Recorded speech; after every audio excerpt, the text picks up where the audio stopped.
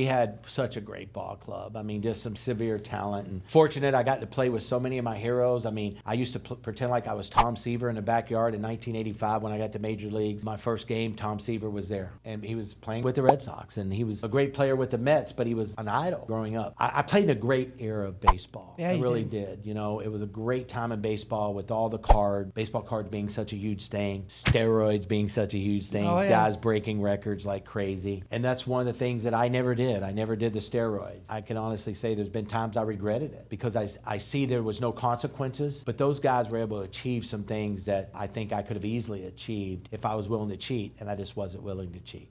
There's a lot to be said for that, because I think what everybody that I've talked to that's been somewhat of a professional always wants more than the short bag is a legacy. And what you've done by not doing that is preserve your legacy of being an honest, hardworking athlete, and we have the utmost respect for you. Well, I appreciate that. And, you know, I remember what it was like to see those guys accomplishing the things they were accomplishing. And in 95, Jose Canseco, which, you know, I lost the Rookie of the Year to Mark McGwire. And then I turned around and lose the MVP to Jose Canseco. God, I didn't know about the McGwire. So, yeah, I was pressured so much to do them. You know, I had a great batting average and I could flat out hit, but I didn't have the power number. You know, I was seeing guys that had way less power than me all at once hitting 35 and 45 home runs. And a great example of that is Rafael Palmeiro. We actually hit back-to-back home runs in the Florida State High School All-Star Game against Richard Montleone, who was the #1 pick for the Yankees that year.